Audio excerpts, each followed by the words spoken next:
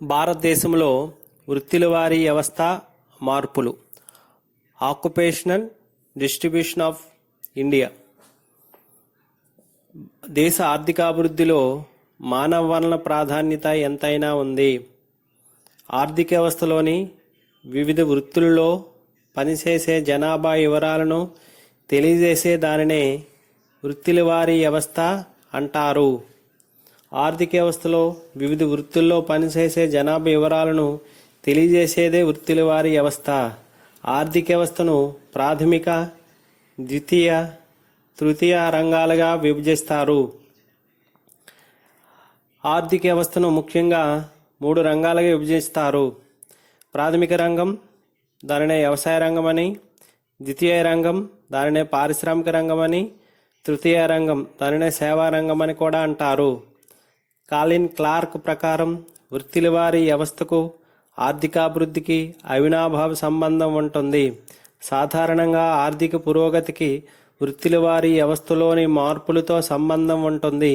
ప్రాథమిక రంగమైన వ్యవసాయ రంగంలో ఎక్కువ శాతం శ్రామికులు పనిచేస్తుంటే వాస్తవిక తలసరి ఆదాయం అల్ప స్థాయిలో ఉంటుందని, ద్వితీయ, తృతీయ రంగాలలో ఎక్కువ శాతం శ్రామికులు పనిచేస్తుంటే వాస్తవిక తలసరి ఆదాయం ఎక్కువగా ఉంటుందని కాలిన్ క్లార్క్ అభిప్రాయం. ప్రపంచ దేశాలలో ఉద్యోగత పెట్టుబడి స్థాయి ప్రాథమిక రంగం నుండి ద్వితీయ, తృతీయ రంగాలకు మారుతున్నట్లు గమనించవచ్చు. ఏజీబీ ఫిషర్ ప్రకారం తలసరి ఆదాయానికి వ్యవసాయ రంగంలో పనిచేసే శ్రామికుల శాతానికి విలోమ సంబంధం ఉంటుంది. ఫిషర్ ప్రకారం అభివృద్ధి జరిగే కొద్దీ ఉద్యోగత పెట్టుబడి ప్రాథమిక రంగం నుండి ద్వితీయ, తృతీయ రంగాలకు తరలిపోతాయి. సైమన్ కుజ్నెట్స్ అభిప్రాయంలో కూడా అభివృద్ధి జరిగేటప్పుడు వ్యవసాయంపై ఆధారపడ్డ శ్రామికులు పారిశ్రామిక, సేవా రంగాలకు తరలిపోవును. 1960 నుండి 2002 మధ్యకాలంలో అభివృద్ధి చెందిన దేశాలలో తలసరి ఆదాయం దాదాపు 15 రెట్లు పెరిగింది. చాలా దేశాల్లో ప్రాథమిక రంగంలో పనిచేసే శ్రామికుల శాతం 1960 నుండి 2002 మధ్యలో సగానికి తగ్గినట్లు గ్రహించవచ్చు.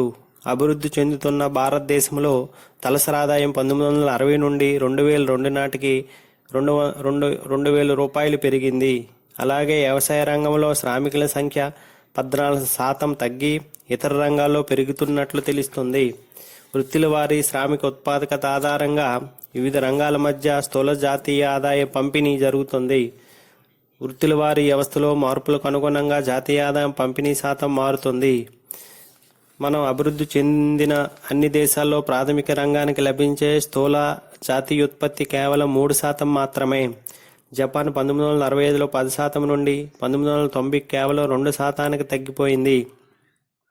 సేవల రంగంలో అన్ని దేశాల్లో స్థూల జాతీయోత్పత్తి పంపిణీ దాదాపు సగానికి అంతకంటే ఎక్కువగా ఉంటుంది.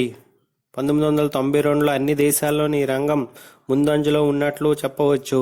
అభివృద్ధి చెందుతున్న భారతదేశంలో 1960 నుంచి 2002 మధ్య స్థూల జాతీయోత్పత్తి పంపిణీ వ్యవసాయ రంగంలో 44% నుండి 23% క్షీణించగా, ద్వితీయ రంగంలో 22 నుంచి 26%, తృతీయ రంగంలో 34 నుండి 52% పెరిగింది. ఈ మార్పు శ్రామికుల వృత్తి ఉత్పాదకతలో మార్పుల వల్లే జరిగింది.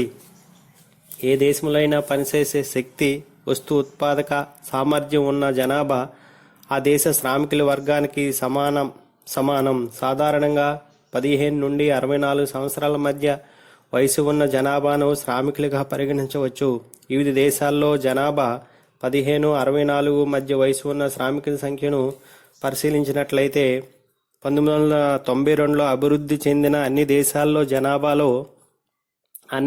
జనాభాలో 15-64 సంవత్సరాల మధ్య వయసు ఉన్న శ్రామికుల శాతం 66 కంటే ఎక్కువగా ఉంది. ముఖ్యంగా జపాన్, జర్మనీ దేశాల్లో ఈ శాతం 66-68 సంవత్సరాలుగా ఉంది. ఇది చాలా ఎక్కువ. అయితే అభివృద్ధి చెందుతున్న భారతదేశంలో మాత్రం శ్రామిక శాతం 60 ఉంది. అయితే 99 నాటికి అన్ని దేశాల్లోనూ శ్రామిక శాతం గణనీయంగా తగ్గింది. అభివృద్ధి చెందిన చాలా దేశాల్లో జనాభాలో సగం మంది మాత్రమే శ్రామికులంటే 92-99 మధ్య కాలంలో వీరి శాతం 10% కంటే ఎక్కువగా తగ్గింది. భారతదేశంలో శ్రామిక శాతం 92 నుంచి 99కి ఎక్కువగా తగ్గి కేవలం 30% మిగిలింది. సాంకేతిక అభివృద్ధి శ్రామికులు పని లేకుండా చేస్తుంది. 1970-80 మధ్య కాలంలో శ్రామికుల సగటు వార్షిక పెరుగుదల భారతదేశం కంటే అమెరికా దేశం చాలా ఎక్కువగా ఉంది. మిగతా దేశాల్లో కూడా శ్రామిక పెరుగుదల శాతం గరిష్ట స్థాయికి చేరినట్లు తెలుస్తుంది. అందువల్ల తరువాత దశాబ్దంలో ఈ పెరుగుదల అవకాశం తక్కువ. అయితే అభివృద్ధి చెందుతున్న భారతదేశంలో మాత్రం శ్రామికుల పెరుగుదల శాతం చాలా ఎక్కువగా ఉంది. 1980-92 మధ్య ఈ పెరుగుదల అన్ని అభివృద్ధి చెందిన దేశాల్లో చాలా స్వల్పంగానూ, జర్మనీలో రుణాత్మకంగానూ ఉంది. 1992-2000 సంవత్సరం కాలంలో శ్రామికుల సగటు వార్షిక పెరుగుదల క్షీణించింది. వృత్తిల వారి వ్యవస్థకు కొన్ని లక్షణాలుంటాయి. ఈ వ్యవస్థ నిర్మాణాన్ని గుర్తించడానికి ఈ లక్షణాలు సహాయపడతాయి. 1. ఆ వ్యవస్థలో వ్యవసాయం ప్రధాన వృత్తిగా ఉంటుంది. 2. పారిశ్రామిక అభివృద్ధి తక్కువ స్థాయిలో ఉంది. 3. అభివృద్ధిలో అసమానతలు ఉంటాయి, అంటే వ్యవసాయం మీద ఎక్కువ ఆధారపడతారు. 4. తలసరి ఆదాయం తక్కువగా ఉంటుంది. 5. చిన్న చిన్న గ్రామాలు ఉండి అధిక శాతం ప్రజలు గ్రామాల్లోనే నివసిస్తుంటారు. 6. వ్యవసాయ రంగం కూడా వెనుకబడి ఉంటుంది. 7. వ్యవసాయ రంగం వాటా పెరుగుతూ ఉంటుంది. 8. సేవా రంగం బాగా వెనుకబడి ఉంటుంది. 9. ఒక శతాబ్ద కాలం నుంచి ఈ పరిస్థితిలో కొనసాగిన వృత్తిల వారి వ్యవస్థలో ఎక్కువ మార్పులు కనిపించవు. వృత్తిల వారి వ్యవస్థ నిర్మాణంలో మార్పు చేయడానికి చేపట్టవలసిన చర్యలు: 1. వ్యవసాయ ఉత్పాదకతను పెంచాలి. 2. జనాభా పెరుగుదల సమర్థవంతంగా నియంత్రించాలి. 3. శ్రామికులకు ఎక్కువగా ఉపాధి కల్పించే పరిశ్రమలు, కుటీర, చిన్న తరహా పరిశ్రమలు ప్రోత్సహించి విస్తరింప చేయాలి. 4. గ్రామీణాభివృద్ధి పథకాలు ప్రయోజనాలు వెనుకబడిన బలహీన వర్గాల వారికి చేరేటట్లు చేయాలి. 5. వ్యవసాయేతర రంగాలను అభివృద్ధి చేసి ఎక్కువ శాతం ప్రజలకు ఉపాధి కల్పించాలి. భారతదేశంలో వృత్తిల వారీ వ్యవస్థ. గత కాలంలో వృత్తిల వారీ వ్యవస్థ వివరాలు పరిశీలిస్తే భారతదేశంలో వృత్తుల ఎంపికపై కులం ప్రభావం ఉందని తెలుస్తుంది. అయితే ఈ ప్రభావాన్ని గురించి 2 రకాల అభిప్రాయాలు ఉన్నాయి. ఒక వర్గం వారి అభిప్రాయం ప్రకారం కులం వ్యక్తి వృత్తి వారసత్వాన్ని నిర్ణయించడమే కాకుండా ఆ వృత్తి నిర్వహణలో ఆటంకాలను అధిగమించడానికి వీలు లేకుండా చేస్తుంది. దీనివల్ల శ్రామికుని గమనశీలత కోల్పోయి అభివృద్ధి చెందడానికి అవకాశం కోల్పోతారు. రెండవ వర్గం వారి ప్రకారం కులం వృత్తి మధ్య దృఢమైన సంబంధం సడులుతూ ఉంది. ముఖ్యంగా అభివృద్ధి తొలి దశలో వారసత్వ వృత్తి పని నుంచి ఇతర వృత్తులను చేపట్టడం జరుగుతుంది. తర్వాత కాలంలో కులం వృత్తుల మధ్య సంబంధం బాగా పెరిగిపోతుంది. 16వ శతాబ్దంలో కొన్ని కులాల వారు చాలా రకాల పనుల్లో పాల్గొనేవారు.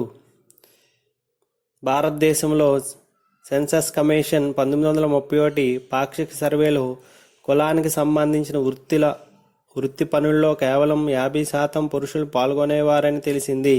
బెంగళూరు, మైసూర్ నగరాల్లో నిర్వహించే సర్వే ప్రకారం 40% కంటే ఎక్కువ మంది తమ కులం సంబంధ వృత్తి పనుల నుంచి ఇతర పనులకు మారారు. ముఖ్యంగా 82.7% మంది బ్రాహ్మణులు ఇతర వృత్తులు చేపట్టారు. ఈ మార్పు పెరుగుతున్న అక్షరాస్యత విద్య ప్రభావం అని చెప్పవచ్చు. ఆర్థిక వ్యవస్థలోని ఆ దేశ వృత్తుల విభాగాల సమిష్టి మొత్తాన్ని వృత్తుల వారి వ్యవస్థగా వర్ణించవచ్చు. సామర్థ్య స్థాయి, ఆర్థిక స్థితి, సామాజిక హోదాల ఆధారంగా దేశంలో వృత్తులను వర్గీకరించవచ్చు. వృత్తుల వారి వ్యవస్థ స్వరూప స్వభావికతలను అనే అంశాలు నిర్ణయిస్తాయి. అందులో వివిధ సాపేక్ష ప్రాముఖ్యతలున్న పారిశ్రామిక, సాంకేతిక, అధికార యంత్రాంగ నిర్మాణము, సాంకేతిక నైపుణ్యము, పాలనా బాధ్యతలు, పంపిణీ విధానం, పనివారుల వేతనాలు, ఇతర సౌకర్యాలను నిర్ణయించి శ్రామిక మార్కెట్ స్వభావము, జీవన విధానము, సామాజిక విలువలు నిర్ణయించే హోదా, గౌరవ స్థాయిలు ప్రధాన అంశాలుగా పేర్కొనవచ్చు. ఈ అంశాల్లో ఏదైనా వృత్తుల వారి వ్యవస్థ నిర్మాణానికి కారణమని ఖచ్చితంగా చెప్పలేము. ఎందుకంటే కాలక్రమేణా మార్పులు చెందుతున్న ఆర్థిక వ్యవస్థలో వృత్తుల వారి వ్యవస్థ నిర్మాణం కూడా మారుతుందని చెప్పవచ్చు. ఆర్థిక వ్యవస్థ అభివృద్ధి తొలి దశలో ఎక్కువ శారీరక శ్రమ చేసే పనివారు ఉండేవారు. తర్వాత దశల్లో సేవారంగం విస్తరించి వైట్ కాలర్ పనివారు అధికమయ్యారు. ఒక సమాజంలో ఉన్న వివిధ వృత్తుల మిశ్రమం వృత్తుల వారి వ్యవస్థ నిర్మాణాన్ని తెలియజేస్తుంది. ఇది సమాజంలో ఉన్న వివిధ వృత్తులను, వాటిలోను పాల్గొనే పనివారు వాటాను వివరిస్తుంది. అంతేకాకుండా వృత్తుల వారి వ్యవస్థ నిర్మాణం, సమాజంలో అసమానతలు, కాలక్రమంలో వాటి మార్పులను సూచిస్తుంది. భారతదేశంలో ఉన్న పనివారు శ్రామిక శక్తి అనేక రకాలుగా ఉంది. యంత్ర పరికరాలను ఉపయోగించి పని చేయలేని నిరక్షరాస్యుల శ్రామికులు అధికంగా ఉన్నారు. ప్రపంచంలో ఎక్కడైనా పని చేయగల విద్యావంతులైన శాస్త్రవేత్తలు, సాంకేతిక నిపుణులు, ఇంజనీర్లు తగినంత మంది ఉన్నారు. స్వతంత్రానంతరం ఎక్కువ మందే విదేశాల్లో పనిచేయడానికి వెళ్ళినందువల్ల భారతదేశంలో శ్రామిక శక్తి నిరుపయోగ ప్రవాహంగా మారింది. అయినా శిక్షణ పొందిన పారిశ్రామిక, వాణిజ్య కార్యకలాపాలలో పాల్గొంటున్న పనివారు కూడా ఎక్కువగానే ఉన్నారు. కానీ పాలనా సామర్థ్యం కలిగి భారీ ప్రాజెక్టులో పనుల్లో పాల్గొనే శ్రామిక శక్తి దేశంలో కొరతగా ఉంది. భారతదేశంలో 1990 తర్వాత నెలకొల్పిన విదేశీ కంపెనీల్లో పరిపాలన, సాంకేతిక ఉద్యోగాల్లో పనిచేసే శ్రామికులు వేతనాలు చాలా ఎక్కువగా పెరిగాయి. సాధారణంగా శ్రామికుల సమూహాన్ని వారు ధరించే యూనిఫామ్ల ఆధారంగా వర్గీకరించవచ్చు. 20వ శతాబ్దపు మధ్యకాలం వరకు శ్రామికులు ధరించే యూనిఫాములు వారు చేసే పనులు, అవసరాలకు సంబంధించినవి చెప్పవచ్చు. ప్రధానంగా శ్రామికుల సమూహాలను 3 పెద్ద విభాగాలుగా వర్గీకరించవచ్చు. ఈ వర్గీకరణలో అన్ని విషయాల్లో ఖచ్చితమైన విభజన సూచించలేకపోవచ్చు. 1. బ్లూ కాలర్ శ్రామికులు. శ్రామికులు చేసే పని వల్ల బట్టలకు అంటుకొనే మురికి మాలిన్యాలను సులభంగా కనబడనీయకుండా ఉండే బట్టలు ధరించేవారిని బ్లూ కాలర్ శ్రామికులు అంటారు. ఈ వర్గపు శ్రామికులు ముతక, దళసరి, తక్కువ ధర యూనిఫాములు వేసుకుంటారు. శారీరక శ్రమ చేస్తూ గంటల ప్రాతిపదికంపై వేతనాలు పొందే పనివారుల సమూహంలో సభ్యులను బ్లూ కాలర్ పనివారు అంటారు. బ్లూ కాలర్ పనివారి సమూహంలో 2 ఉపభాగాలున్నాయి. 1. 2000 సంవత్సరంలో ప్రవేశపెట్టిన పిలువబడుతున్న స్కారెట్ కాలర్ వర్కర్స్ పనివారు. ప్రధాన షాపుల్లో పనిచేసే మహిళలు ఈ వర్గానికి చెందుతారు. 1998లో ప్రవేశపెట్టిన పిలువబడుతున్న బ్లాక్ కాలర్ పనివారు. ప్రధానంగా బొగ్గు గనుల్లోనూ, చమురు పరిశ్రమలోనూ పనిచేసే శ్రామికులు ఈ వర్గానికి చెందుతారు. 2. వైట్ కాలర్ శ్రామికులు, white collar workers. White collar పనివారు అనే పదాన్ని 1930లో ఆఫ్టాన్ సెంక్లియర్ ప్రవేశపెట్టారు. సాధారణంగా కార్యాలయాల్లో, యాజమాన్య సంస్థలలో పనిచేసే వృత్తికి జీతాన్ని పొందేవారిని వైట్ కాలర్ పనివారు అంటారు. ఈ విభాగంలో ముఖ్యంగా 4 వర్గాలున్నాయి. 1. పింక్ కాలర్ పనివారు. కార్యాలయ గుమస్తా వృత్తి, పాలనా సంబంధమైన పనివారు, ఇతర గుమస్తా వృత్తివారిని పింక్ కాలర్ వర్కర్స్గా 1975లో గుర్తించారు. Grey collar workers, grey collar పనివారు. నైపుణ్యం గల సాంకేతిక పనివారు ఈ వర్గానికి చెందినవారుగా 1981లో నిర్ణయించారు. ముఖ్యంగా సమాచార సాంకేతిక, ఐటీ పనివారు ఈ తరగతికి చెందుతారు. ప్రధానంగా వీరు వైట్ కాలర్ పని వారైనా కొన్ని సమయాల్లో బ్లూ కాలర్ వారిని పని కూడా చేస్తారు. గోల్డ్ కాలర్ పనివారు, గోల్డ్ కాలర్ వర్కర్స్. వృత్తి రీత్యా చాలా నైపుణ్యం కలవారై ఎక్కువ డిమాండ్ గల డాక్టర్లు, ఇంజనీర్లు, న్యాయవాదులు వంటి వారిని గోల్డ్ కలర్ వర్కర్స్ అని 1985లో గుర్తించారు. 4. రెడ్ కాలర్ పనివారు, రెడ్ కాలర్ వర్కర్స్. సూర్యకాంతి, సన్లైట్ కింద పనిచేసే వ్యవసాయదారులు, ఇతర ప్రభుత్వ పనివారు ఈ వర్గానికి చెందుతారు. 3. ప్రత్యేకతల ఆధారిత వర్గీకరణ. ఈ విధమైన వర్గీకరణలో పనివారు 1 కంటే ఎక్కువ పని విభాగాల్లో ఉన్నట్లు కనిపించే అవకాశం ఉంది. గ్రీన్ కాలర్ పనివారు. పర్యావరణ పరిరక్షణ కార్యక్రమాలలో, ఉద్యోగాల్లో పనిచేసే వారిని గ్రీన్ కాలర్ వర్కర్స్ అని 1984లో గుర్తించారు. ఎల్లో కాలర్ పనివారు, ఎల్లో కాలర్ వర్కర్స్. ఫోటోగ్రాఫర్లు, ఫిల్మ్ మేకర్లు, డెవలపర్స్ లాంటి వృత్తుల్లో ఉన్నవారిని ఎల్లో కాలర్ వర్కర్స్గా పిలుస్తారు. వీరు వైట్ కాలర్ వృత్తుల్లో, బ్లూ కాలర్ వృత్తుల్లో కూడా పనిచేసినట్లు కనిపిస్తారు. కొన్ని సమయాల్లో వీరు తమ వృత్తి కాకుండా ఇతర వృత్తుల్లో కూడా పనిచేస్తారు. 3. లైట్ బ్లూ కాలర్ పనివారు. వీరు తాత్కాలిక పనివారుగా చెప్పవచ్చు. వీరు వైట్ కాలర్ వృత్తుల్లో, బ్లూ కాలర్ పనిలో కూడా పనిచేస్తారు. వైట్ అండ్ బ్లూ కాలర్ సమ్మిళితమే లైట్ బ్లూ కాలర్ వర్కర్స్ అని చెప్పవచ్చు. 4. ఆరెంజ్ కాలర్ పనివారు. పనిచేసే సమయంలో ఆరెంజ్ రంగు రక్షిత బట్టలు ధరించే వారిని ఆరెంజ్ కాలర్ పనివారుగా అంటారు. నిర్మాణ పనుల్లోనూ, పారిశుధ్య పనుల్లోనూ పాల్గొనే వారిని ఈ వర్గంగా చెప్పవచ్చు. ఓపెన్ పనివారు, ఓపెన్ వర్కర్స్. ఇంటి వద్ద నుంచి పనుల్లో పాల్గొనే వారిని ఓపెన్ వర్కర్స్ అని అంటారు.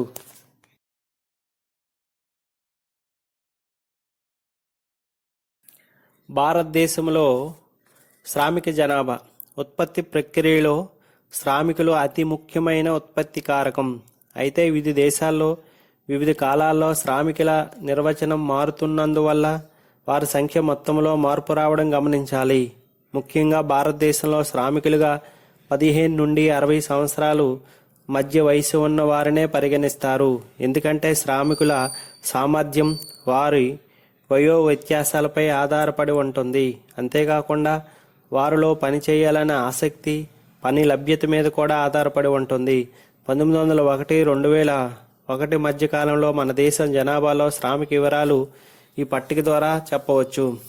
శ్రామికుల సంఖ్య, స్త్రీ పురుషుల విభజన గురించి వివరంగా తెలుసుకోవడానికి కింద అంశాలు తెలుసుకోవాలి. మన దేశంలో శ్రామికుల సంఖ్య స్వరూపాలను వివిధ గణన సంవత్సరాల మధ్య పోల్చడం చాలా కష్టం.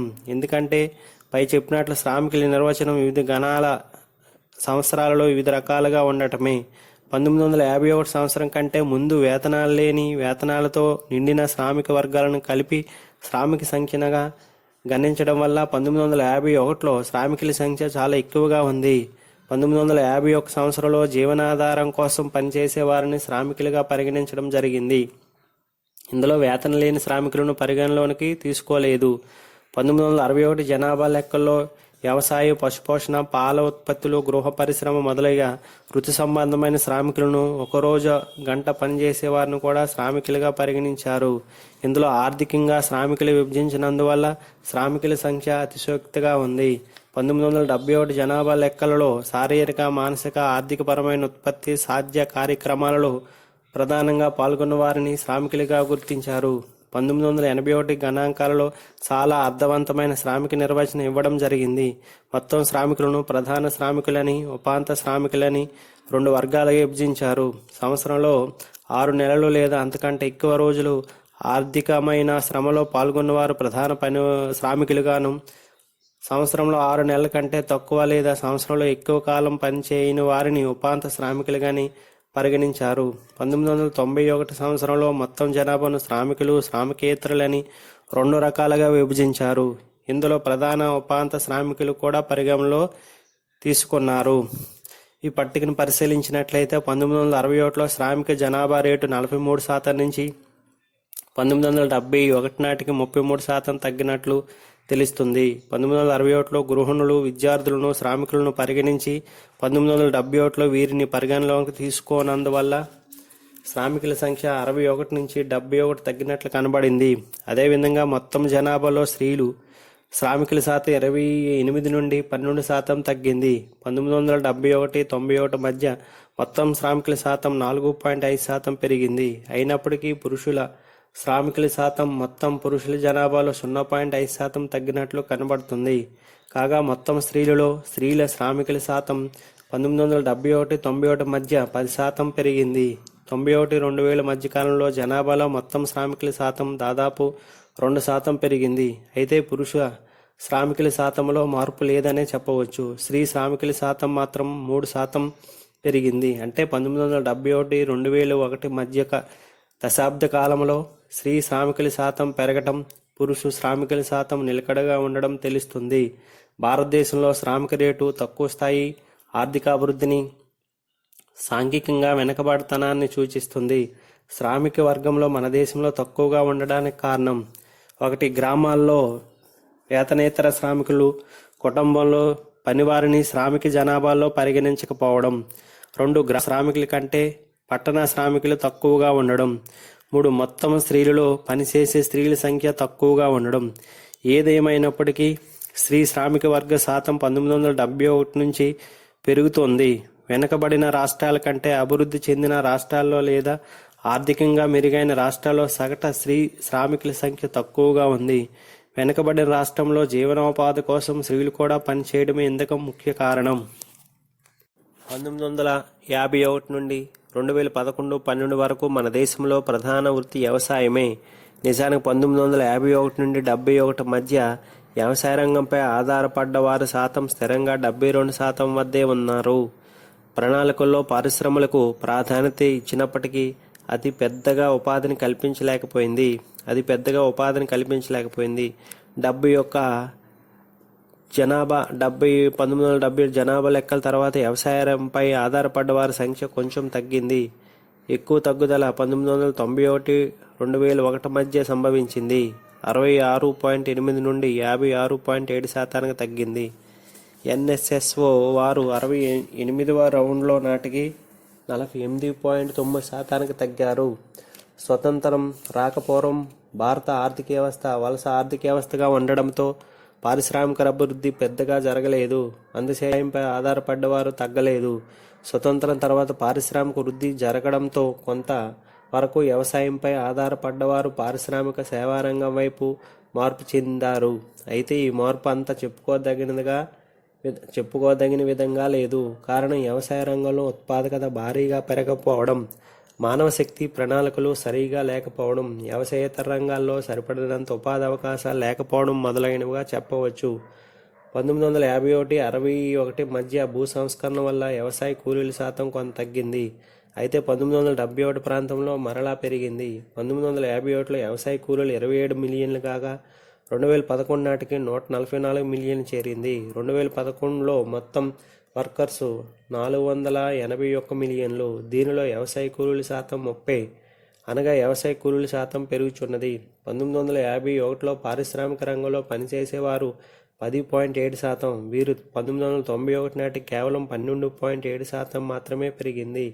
అనగా ఈ 40 సంవత్సరాల్లో పెద్దగా పెరుగుదల లేదు. కారణం ప్రణాళిక కాలంలో మౌలిక భారీ పరిశ్రమలకు అధిక ప్రాధాన్యత ఇచ్చేటియే. సంస్కరణల తర్వాత పారిశ్రామిక రంగంపై ఆధారపడ్డ శ్రామికుల శాతం చెప్పుకోదగిన విధంగా పెరగలేదు.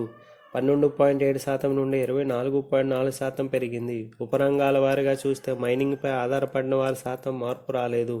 నిర్మాణ రంగంలో భారీ మార్పు కనిపిస్తుంది. దేశం మొత్తం ఉపాధిలో 1/10 వంతు నిర్మాణ రంగంలోనే ఉంది. ఈ 6 దశకాలలో సేవా రంగంపై ఆధారపడ్డవారు కేవలం 17.2% నుండి 26.7%కే పెరిగింది. వర్తకం వాణిజ్యంలో ఆధారపడేవారి శాతం సేవా రంగంలో ఎక్కువగా పెరిగింది. రవాణా, నిల్వ సమాచారంపై ఆధారపడిన వారు శాతం క్రమంగా పెరిగింది. ప్రణాళికలు ప్రారంభమైన మొదటి 4 దశాబ్దంలో వృత్తిల వారి నిర్మాణంలో ఇంచుమించు మార్పు రాలేదు. ప్రపంచంలో వివిధ దేశాల అనుభవాలను పరిశీలిస్తే స్వల్పకాలంలోనే మంచి మార్పు కనిపిస్తుంది. ముఖ్యంగా జనాభా వృద్ధి రేటు తగ్గుట, శ్రామిక ఉత్పాదకత, వ్యవసాయ రంగంలో పెరుగుట, పారిశ్రామిక రంగంలో మంచి వృద్ధి వంటి మార్పులు కనిపిస్తున్నాయి. కానీ ఈ మార్పులు మన దేశంలో ఎక్కువగా కనిపించలేదు. ఉదాహరణకు 1950 ప్రాంతంలో జనాభా వృద్ధి రేటు 1.96 కాగా 1991 నాటికి 2.1%గా ఉంది. మరోవైపు వ్యవసాయ రంగంలో తక్కువ ఉత్పాదకత ఉంది. ఫలితంగా వ్యవసాయేతర రంగాలకు శ్రామికులు బదిలీ కావడం లేదు. భూ సంస్కరణలు, నూతన వ్యవసాయ వ్యూహం అవలంబించవలసిన అవసరం ఉంది. అయితే మన దేశంలో భూ సంస్కరణలు విఫలమైనవి. నూతన వ్యవసాయ వ్యూహం ఫలితంగా కొన్ని పంటలకే, కొన్ని ప్రాంతాలకు మాత్రమే పరిమితమయ్యాయి. పారిశ్రామిక రంగంలో 1965-80 మధ్య వృద్ధి తక్కువగాను స్థిరంగాను ఉంది. వ్యవసాయ రంగంలో ఉత్పాదకత తక్కువగా ఉండటం వల్ల పారిశ్రామిక ఉత్పత్తులకు సరిపడినంత మార్కెట్ కల్పించలేదు. అంతేకాక వృద్ధి ఫలాలు కొద్దిగా ఉన్న ధనిక వర్గానికే చేరినవి. అందుచే అధిక డిమాండ్ ఉన్న వినియోగ వస్తువు పరిశ్రమలకే అభివృద్ధి చెందినవి. సమాజంలో ఈ వస్తువులు ఉన్నత వర్గాల వారే వినియోగిస్తారు. ప్రభుత్వ రంగ సంస్థలు ఉత్పత్తి చేసే యంత్రాలు, పనిముట్లు మొదలైనవి ప్రారంభ దశ కంటే తర్వాత తక్కువ వృద్ధిని సాధించాయి. ఈ కారణాల వల్ల మొదటి 4 దశాబ్దాలలో వృత్తుల వారి వ్యవస్థలో మార్పు రాలేదు. సంస్కరణల తర్వాత 2/3 వంతుగా ఉన్న వ్యవసాయ శ్రామికులు 1/2 వంతుగా తగ్గింది. కారణం వర్తకం, రవాణా, విస్తరణ, పారిశ్రామిక రంగంలో, నిర్మాణం రంగంలో బాగా వృద్ధి చెందాయి. అయితే నిర్మాణ రంగంలో ఉపాధి తాత్కాలికంగానూ భద్రతా రాహిత్యంగానూ ఉంటుంది. వీరికి సెలవులు, పింఛన్లు, సామాజిక భద్రత ఉండవు. ముఖ్యంగా మ్యానుఫ్యాక్చరింగ్ రంగం సంస్కరణ తర్వాత కూడా 3% ఉపాధినే అదనంగా అందించింది. అందుచే 2011 జాతీయ తయారీ విధానం 100 మిలియన్ల మందికి అదనంగా ఉపాధి కల్పించాలని లక్ష్యంగా పెట్టుకోవడం జరిగింది.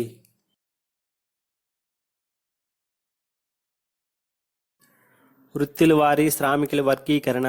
భారతదేశంలో వివిధ వృత్తులలో పనిచేసే శ్రామికుల వర్గీకరణ 3 రకాలుగా ఉంది. ప్రాథమిక రంగం, ద్వితీయ రంగం, తృతీయ రంగంలో పనిచేసే శ్రామికులు ఈ 3 ప్రధాన రంగాల్లో చేర్చిన వివిధ వృత్తుల వివరాలు తెలుసుకోవచ్చు. 1. ప్రాథమిక రంగం.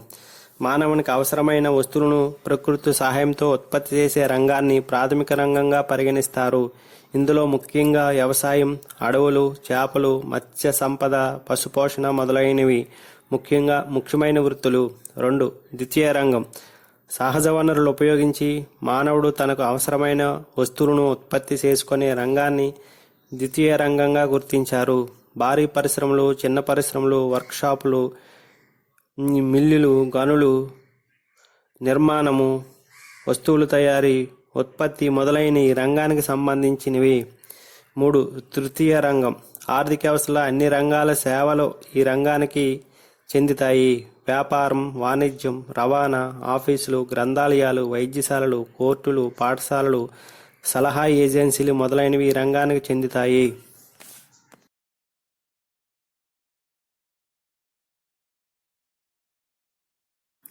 భారతదేశంలో వృత్తుల వారీ వ్యవస్థ పై వర్గీకరణ అనుసరించి భారతదేశంలో 1901 నుంచి 2001 వరకు వివిధ వృత్తుల్లో పనిచేసే శ్రామికుల వివరాలు ఈ పట్టికలో చూడవచ్చు.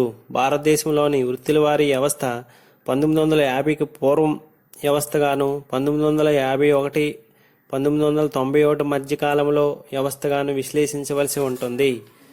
1951 పూర్వం వృత్తుల వారీ వ్యవస్థ. భారతదేశం 1951 ముందు బ్రిటిష్ వారి పాలనలో అన్ని విధాలా దోపిడీకి గురై నిరక్షరాస్యత, పేదరికం లాంటి లక్షణాలతో ఎక్కువగా వ్యవసాయ రంగంపైన ఆధారపడి జీవించే వెనుకబడిన ఆర్థిక వ్యవస్థ. అందువల్ల ప్రాథమిక రంగంలో శ్రామికులు దేశీయ జనాభాలో 72 నుంచి 76% ఉండేవారు. 1901 51 మధ్య ఈ శాతంలో మార్పు లేకపోయినా వ్యవసాయ కూలీల శాతం పెరిగింది. పశుపోషణ వృత్తిలో శ్రామికులు వ్యవసాయ కూలీలుగా మారడం దీనికి కారణం. బ్రిటిష్ పాలనలో భారతదేశ పారిశ్రామిక ప్రగతి కుంటుపడింది. ముఖ్యంగా చేనేత కార్మికులు నిరుద్యోగానికి, నిస్సహాయతకు గురయ్యారు. అందువల్ల ద్వితీయ రంగంలోని శ్రామికుల సంఖ్య 1901 1951 మధ్య దాదాపు 2% తగ్గుదల కనిపిస్తుంది. కానీ సేవా రంగంలో పనిచేసే వారి శాతం పెరిగింది. బహుశా బ్రిటిష్ పాలకులు వ్యక్తిగత, సైనిక, ఇతర సేవల్లో చేర్చుకున్న భారతీయుల సంఖ్యలోనూ పెరుగుదల ఇందుకు కారణంగా చెప్పవచ్చు. 1951 91 మధ్య వృత్తుల వారీ విభజన. స్వతంత్రం భారతదేశ అభివృద్ధి కోసం ప్రణాళిక విధానాన్ని ప్రవేశపెట్టి భారత ప్రభుత్వం మొదటి పంచవర్ష ప్రణాళికల్లో వ్యవసాయ అభివృద్ధికి అత్యంత ప్రాముఖ్యం ఇవ్వడం జరిగింది. అందువల్ల వ్యవసాయ రంగం 72% శ్రామికులను పని కల్పించింది. పారిశ్రామిక రంగం కేవలం 10% మంది శ్రామికులను మాత్రమే ఆకర్షించగలిగింది. ఫలితంగా ఉద్యోగత గుణక ప్రభావం తక్కువగా ఉండి ఆర్థిక వ్యవస్థలో మార్పు చాలా తక్కువగా ఉంది. వృత్తుల వారీ వ్యవస్థలో మార్పులు ఆవశ్యకతను గుర్తించి ప్రణాళికా సంఘం 2వ పంచవర్ష ప్రణాళిక కాలంలో పారిశ్రామిక అభివృద్ధికి అధిక ప్రాధాన్యత ఇచ్చి వ్యవసాయ రంగంపై ఆధారపడుతున్న శ్రామికులను 71% నుండి 60% తగ్గించాలని కృషి చేసింది. కానీ 2వ పంచవర్ష ప్రణాళిక కార్యక్రమాలు విఫలమైనందువల్ల 1961-71 దశాబ్ద జనాభా పెరుగుదల వల్ల 1961-71 మధ్య వ్యవసాయ సేవా రంగాల్లో శ్రామికుల శాతం స్వల్పంగా పెరిగి పారిశ్రామిక రంగంలోని శ్రామికుల శాతం స్వల్పంగా తగ్గింది. 1971 సంవత్సరం తర్వాత భారతదేశంలో జాతీయ ఆదాయం పెరుగుదల, ఆర్థికాభివృద్ధి వల్ల వృత్తుల వారీ వ్యవస్థలో మార్పులు కనిపిస్తున్నాయి. ద్వితీయ రంగంలోని శ్రామికుల శాతం 1971-91 మధ్య స్వల్పంగా పెరిగినప్పటికీ ప్రాథమిక రంగంలో 5% తగ్గి సేవా రంగంలో దాదాపు 4% పెరిగింది. 1991-2001 మధ్య కాలంలో వ్యవసాయం పైన ఆధారపడే శ్రామికుల శాతం గణనీయంగా తగ్గింది. నూతన పారిశ్రామిక విధాన ప్రభావం వల్ల పారిశ్రామిక రంగ అభివృద్ధి పెరిగి ఆధారపడే శ్రామికుల శాతం 17.56% పెరిగింది. అలాగే సేవా రంగంపై ఆధారపడే శ్రామికుల శాతం 5% పెరిగింది. ముఖ్యంగా వ్యవసాయ రంగంపై ఆధారపడే శ్రామికుల్లో ఎక్కువ శాతం సేవల రంగానికి, స్వల్పంగా పారిశ్రామిక రంగానికి మారినట్లు తెలుస్తుంది. ఇది ఆర్థిక అభివృద్ధికి సూచనగా గుర్తించవచ్చు. బ్రిటిష్ పాలనలోని 50 సంవత్సరాలలో భారత వృత్తివారీ వ్యవస్థలో మార్పు రాలేదు. బ్రిటిష్ పాలనలో అన్ని విధాలా దోపిడీకి గురై నిరక్షరాస్యత, పేదరికముల వంటి లక్షణాలతో ఎక్కువగా వ్యవసాయ రంగంపైనే ఆధారపడే పరిస్థితి ఉండేది. అందుచే 72% ప్రాథమిక రంగంపైనే ఆధారపడేవారు. బ్రిటిష్ పాలనలో భారత పారిశ్రామిక ప్రగతి కుంటుపడింది. ముఖ్యంగా చేనేత కార్మికులు నిరుద్యోగానికి, నిస్సహాయతకు గురయ్యారు. అందుచే పారిశ్రామికీకరణ క్షీణత వల్ల ద్వితీయ రంగంపైన ఆధారపడ్డారు.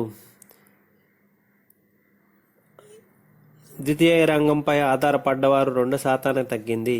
గుమస్తాగిరి, సిపాయిలు భారతీయులచే నియమించడంతో కొద్దిగా సేవా రంగంపై ఆధారపడేవారి శాతమే పెరిగింది. స్వతంత్రానంతరం తర్వాత పరిశీలిస్తే 50 సంవత్సరాల కాలంలో ప్రాథమిక రంగంపై ఆధారపడేవారు 72% నుంచి 56.7% తగ్గింది. అనగా సగం కంటే ఎక్కువ మంది ప్రాథమిక రంగంపైనే జీవిస్తున్నారు. 2011 జనాభా లెక్కలాటికి 54.6% తగ్గింది. 2011-12 నాటికి 48.9% తగ్గింది. జీడిపిలో ప్రాథమిక రంగంలో వచ్చినంత తగ్గుదల ఉపాధిలో కనబడలేదు. ద్వితీయ రంగంపై ఆధారపడేవారు 10.7% నుండి 7 పాయింట్లు పెరిగి 17.6% చేరింది. ఇది దేశంలో పారిశ్రామిక వెనుకబాటుతనాన్ని సూచిస్తుంది. 2011-12 సంవత్సరానికి పారిశ్రామిక రంగంపై 24% ఆధారపడ్డారు. ఇదే కాలంలో సేవా వాటా 17% నుండి 25% చేరింది. అంటే 2001 నాటికి 1/4 వంతు తృతీయ రంగంపై ఆధారపడుతున్నారు. 12లో రంగంపై 26.9% ఆధారపడి ఉన్నారు. భారత జీడిపిలో వచ్చిన రంగాల వారీగా మార్పులు ఉపాధిలో రాలేదు. ప్రాథమిక రంగంపై సగం కంటే ఎక్కువ మంది ఆధారపడి జీడిపిలో 1/4 వంతు పొందుతున్నారు. మరోవైపు తృతీయ రంగంలో 1/4 వంతు ఆధారపడి జీడిపిలో సగం వాటాను పొందుతున్నారు. ఫలితంగా ఆదాయ అసమానతలు పెరుగుతున్నాయి. మొత్తంగా పరిశీలిస్తే భారత వృత్తివారీ వ్యవస్థలో ఆశించిన స్థాయిలో మార్పు రాలేదు. ఈ మార్పు కూడా చివరి దశకం 1991-2001లోనే సంభవించింది. వృత్తివారీ వ్యవస్థలో గణనీయమైన మార్పు రాకపోవడానికి గల కారణాలు నిరంతరం పెరుగుతున్న శ్రామిక జనాభా, భూ సంస్కరణల అమలులో లోపాలు, పారిశ్రామికీకరణలో లోపాలు, పెట్టుబడిదారీ ప్రధాన పారిశ్రామిక విధానం, ఉద్యోగ విధానాల వైఫల్యాలు, గ్రామీణ ఆర్థిక వ్యవస్థ అభివృద్ధి తగినంత లేకపోవడం మొదలగినవి. NSSRలో 68వ రౌండ్ల అంచనా ప్రకారం వ్యవసాయ అనుబంధ రంగంలో 48.9% పారిశ్రామిక శక్తి ఆధారపడి ఉన్నారు. ఇది మన దేశంలో వ్యవసాయ ఆధిక్యతను తెలియజేస్తుంది. అయితే 1991, 2001, 2011 మధ్య వ్యవసాయ శ్రామిక శాతాన్ని సరిపోలిస్తే వారి శాతం తగ్గుచున్నది. 91లో 66.8% పనివారి వ్యవసాయ అనుబంధ రంగాలలో ఆధారపడేవారు 2001 నాటికి 56.7%కి, 2011-12 నాటికి 48.9% తగ్గింది. ఇదే కాలంలో పరిశ్రమలపై ఆధారపడేవారు 12.7% నుంచి 24.4% పెరిగింది. అనగా పారిశ్రామిక రంగంపై ఆధారపడేవారు పెరుగుచున్నారు. ముఖ్యంగా నిర్మాణ రంగంపై ఆధారపడేవారు 1.9% నుండి 10.6% పెరిగింది. మరోవైపు సేవా రంగంపై ఆధారపడేవారు 20.5% నుండి 26.7% పెరిగింది. అంటే నేడు 1/4 వంతు కంటే కొంచెం ఎక్కువ సేవా రంగంపై ఆధారపడినారు. సంస్కరణల తర్వాత సేవా రంగంపై ఆధారపడే వారి శాతం పెరుగుచున్నది. 1951 2011 వృత్తుల మధ్య వారిగా నిర్మాణాన్ని పరిశీలిస్తే క్రింది ధోరణులు కనిపిస్తున్నాయి. రంగం వ్యవసాయ రంగం 1901లో 71.7%, 1951లో 72.1%, 1991లో 66.8%, 2001లో 56.7%, 2011-12లో 48.9% ఆధారపడ్డారు.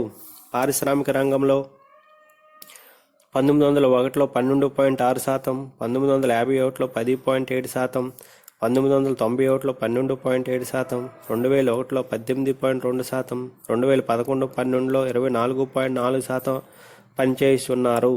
సేవా రంగంలో 1991లో 15.7%, 1951లో 17.2%, 1991లో 20.5%, 2001లో 25.1%, 2011-12లో 26.7% పనిచేయుచున్నారు.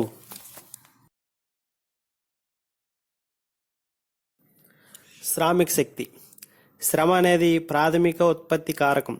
శ్రమ ఉత్పత్తి కారకమే కాకుండా ఇతర ఉత్పత్తి కారకాలను చైతన్యపరిచి ఆ ఉత్పత్తి కారకాలను ఉత్పత్తి ప్రక్రియలో ఉపయోగించేటట్లు చేస్తుంది.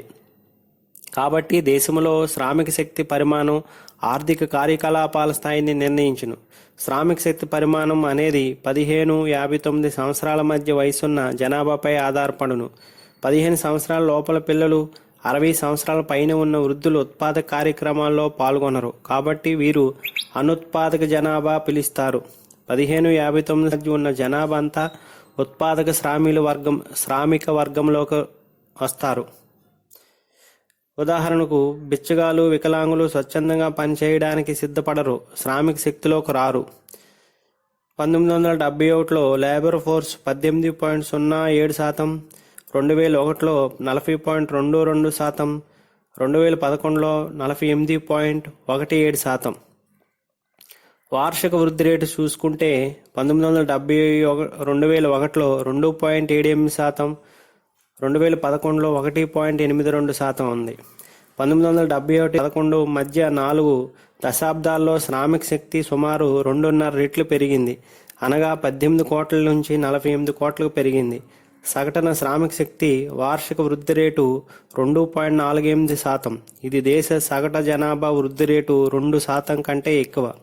అయితే ఈ 4 దశాబ్దంలో ఏకరీతిన శ్రామిక శక్తి వృద్ధి చెందలేదు.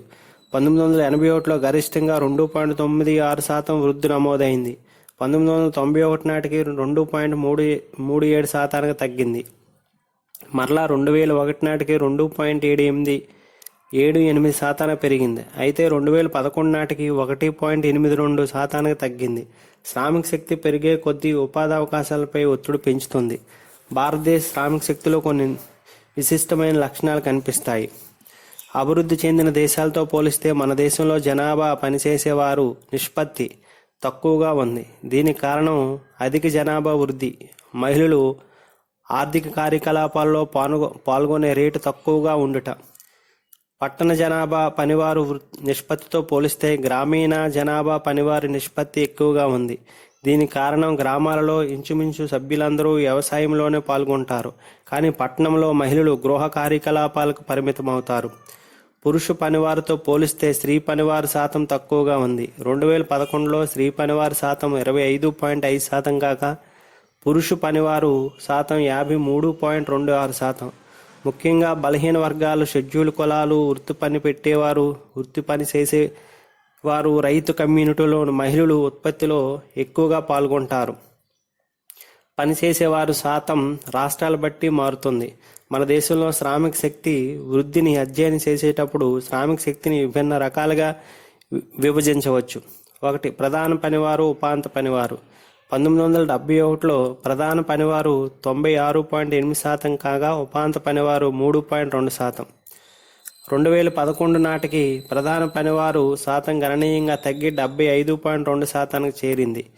అంటే 1/4 వంతు ఉపాంత పనివారే. ప్రధాన పనివారిలో ఎక్కువ శాతం పురుషులే ఉన్నారు. 2011 జనాభా లెక్కల్లో ప్రధాన పనివారిలో పురుష పనివారు 75.4%, మిగిలిన వారు స్త్రీ పనివారు. దీన్ని బట్టి స్త్రీలు కార్యకలాపాలు ఎక్కువగా గృహ రంగానికే పరిమితం అవుతున్నట్లు తెలుస్తుంది. ఉపాంత పనివారిలో 51% స్త్రీలే ఉన్నారు. వివిధ దశాబ్దంలో ప్రధాన పనివారు, ఉపాంత పనివారు వృద్ధి రేటు ఏకరీతిన లేదు.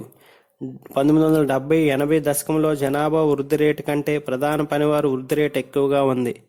కానీ 1990 దశకం 2000లో ప్రధాన పనివారు వృద్ధి రేటు జనాభా వృద్ధి రేటు కంటే తక్కువగా ఉంది. ఈ 4 దశాబ్దంలో ఉపాంత పనివారు వృద్ధి రేటు జనాభా వృద్ధి రేటు కంటే ఎక్కువగా ఉంది. గ్రామీణ పట్టణ పనివారు 1971లో గ్రామీణ పనివారు 82.5%, 2011 నాటికి 77.4%గా తగ్గింది. మరోవైపు పట్టణ పనివారి శాతం పెరుగుతూ వచ్చింది. దీనిని బట్టి పట్టణీకరణ జరుగుతున్నట్లు గ్రహించవచ్చు. గ్రామీణ పనివారిలో వృద్ధి రేటు 4 దశకాలలో ఒకే రీతిగా లేదు. గ్రామీణ పనివారు వృద్ధి రేటు కంటే పట్టణ పనివారు వృద్ధి రేటు ఎక్కువగా ఉంది. అయితే పట్టణ పనివారు వృద్ధి రేటులో స్థిరత్వం లోపిస్తుంది. పురుష పనివారు, స్త్రీ పనివారు. మన దేశంలో శ్రామిక శక్తిలో 2/3 వంతు కంటే ఎక్కువ పురుష పనివారే ఉన్నారు. 1971లో మొత్తం పని చేసే జనాభాలో పురుష పనివారు 79.9% క్రమంగా తగ్గుతూ 2011 నాటికి 68.9%కి చేరింది. మరోవైపు స్త్రీ పనివారు 20.1% నుండి 31.1%కి పెరిగింది. అనగా పురుష పనివారిలో వృద్ధి కంటే స్త్రీ పనివారిలో వృద్ధి ఎక్కువగా ఉంది. అయితే స్త్రీ పనివారిలో వృద్ధి రేటు కూడా ఒకే రీతిగా లేదు. 1980 దశకంలో పురుషులు మరియు స్త్రీలు పనివారు వృద్ధి రేటు క్షీణించింది. 90 దశకంలో స్త్రీ పురుషుల వృద్ధి రేటు పెరిగింది. 1971-2001 మధ్య పురుష పనివారు వృద్ధి కంటే స్త్రీ పనివారు వృద్ధి రేటు ఎక్కువగా ఉంది. ఫలితంగా వీరిద్దరి మధ్య ఉన్న అంతరం తగ్గినది. అనగా ఎక్కువ మంది మహిళలు గృహ కార్యకలాపాల నుంచి బయటకు వచ్చి ఉత్పత్తిలో పాల్గొంటున్నారు. అందుచే పురుష పనివారి కంటే స్త్రీ పనివారి శాతం పెరుగుతున్నది. అయితే 2011లో స్త్రీ పనివారు వృద్ధి కంటే పురుష పనివారు వృద్ధి రేటే ఎక్కువగా ఉంది. 12వ ప్రణాళిక శ్రామిక శక్తి అంచనా. 15 సంవత్సరాలపై ఉన్న ఉత్పాదక జనాభా 12వ ప్రణాళిక చివరి నాటికి మరో 24.5% మిలియన్లు పెరగగలదని అంచనా వేశారు. అనగా 2011 నాటికి 477 మిలియన్లు శ్రామిక శక్తి కలదు. 12వ పంచవర్ష ప్రణాళిక చివరి నాటికి 502 మిలియన్లు పెరగగలదని అంచనా. ఎన్ఎస్ఎస్ వారు 66వ రౌండ్లో కూడా స్త్రీల యొక్క శ్రామిక శక్తి రేటు క్షీణిస్తున్నట్లు తెలిపింది. దీని కారణం విద్యా సంస్థలో స్త్రీ నమోదు పెరుగుట మరియు సంపాదించే ఆదాయం పెరుగుట. ఫలితంగా తక్కువ నాణ్యత గల ఉపాధిలోకి స్త్రీలు వెళ్ళవలసిన అవసరం రాలేదు.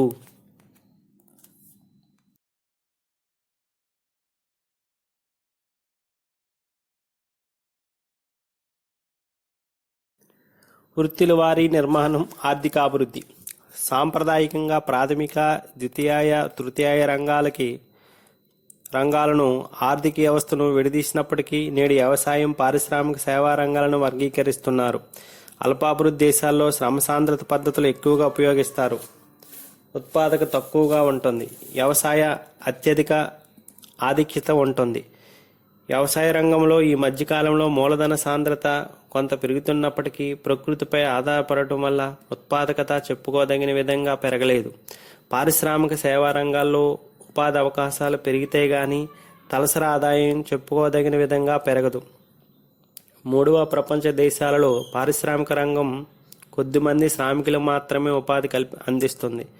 భారీ తరహా పరిశ్రమలకు తక్కువ ప్రాధాన్యతను ఈ దేశాలలో కలిగి ఉంటాయి.